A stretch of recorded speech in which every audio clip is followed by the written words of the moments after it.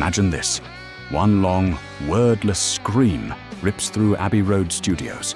No melody, no lyrics, just pure emotion. The voice belongs to a 25-year-old session singer named Claire Torrey. 45 seconds, 30 quid. And suddenly that scream is the beating heart of an album that'll sell 45 million copies. An album that spent 741 weeks on the Billboard charts, longer than some artists' entire careers.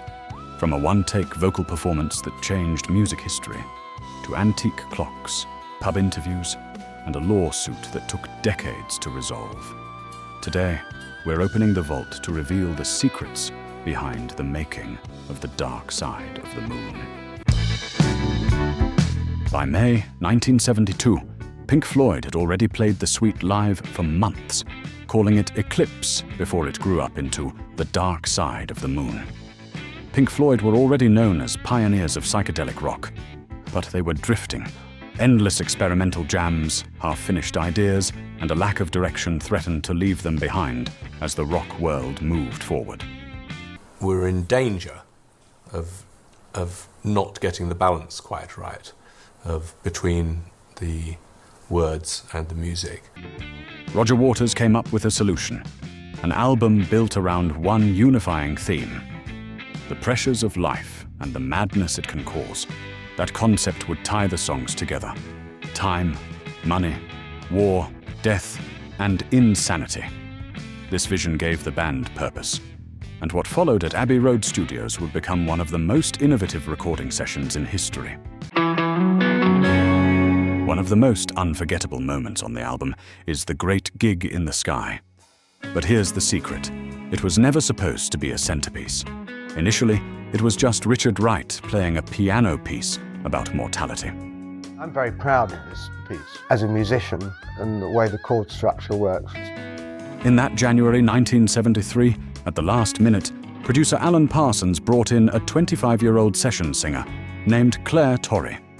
She was told, "Sing as if your voice is an instrument. Don't use words. Just feel it." That was what was remarkable about her performance on that. She just improvised away, and no words, just wailing. What happened next was lightning in a bottle. And I thank Claire Torrey for that magic day when she put the voice on. In one take, Torrey delivered a raw, wordless cry of anguish that captured the fear of death better than any lyric ever could. I went up to Abbey Road. I had no idea what it was. Nobody told me. I didn't know whether I was going to walk into the studio. There was going to be a choir, 2 other girls, 3 other girls. No idea. She walked away thinking she'd failed. Instead, she created one of the greatest vocal performances in rock history. She was paid just £30. Today, I just can't believe the effect it has on me and I guess everyone else. Only in 2004, Torrey sued for a co-write and won, finally claiming royalties from the 45 million selling album. Claire Torrey settled her lawsuit with Pink Floyd and EMIs for an undisclosed sum in 2005. While the specific amount was never revealed, the out-of-court settlement recognized her claim that her improvisational, wailing vocals on The Great Gig in the Sky effectively constituted co-authorship with keyboardist Richard Wright. The settlement also awarded her vocal composition credit and a share of future songwriting royalties. Her net worth is today estimated at $10 million. The iconic sounds on the dark side of the moon weren't created with synthesizers. They were painstakingly recorded. For the song Time, Alan Parsons went into an antique shop and recorded every tick, clack, and chime from a shelf of ancient clocks, one after another. Later, he stitched the best 24 ticks across 4 machines, each slightly detuned, into a multi-track loop that became the song's eerie intro. For money, Roger Waters took an ordinary cash register, tore paper, jingled coins, and created a tape loop in 7/4 time. That rhythmic loop wasn't just a gimmick. It became the heartbeat of the entire track.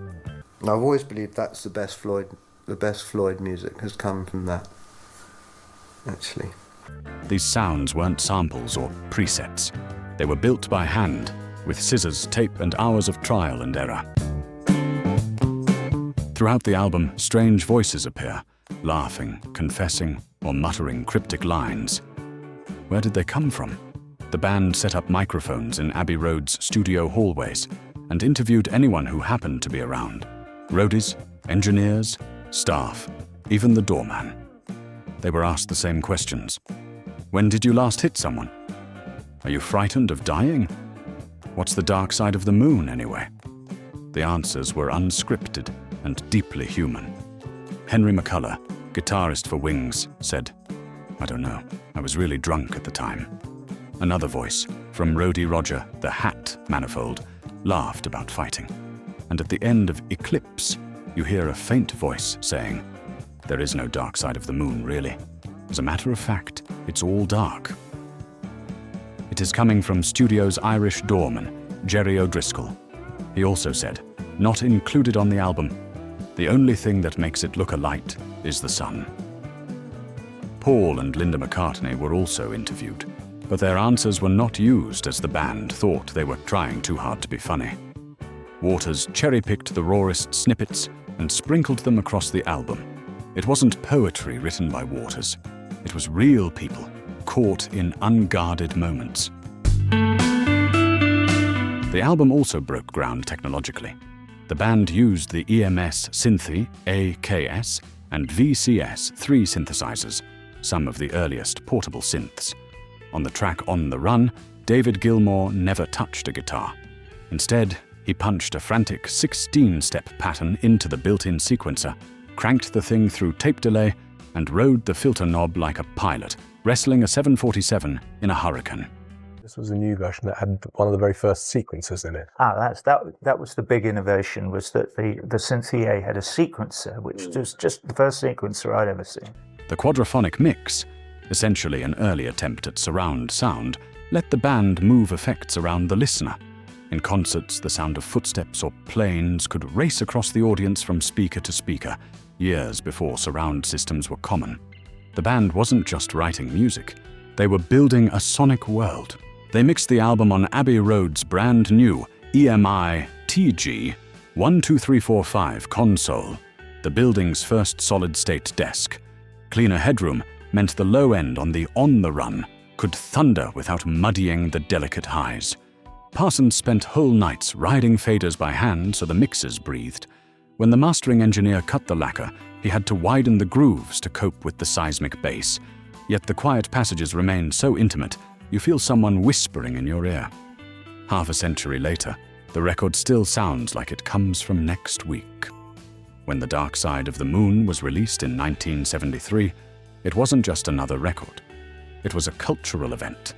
It gave shape to universal fears and experiences, from birth to death, using sounds no one had heard before. And maybe that's why it still resonates, because behind the perfect production lies the imperfect, the accidents, the arguments, the raw human voices. That's the real secret of The Dark Side of the Moon.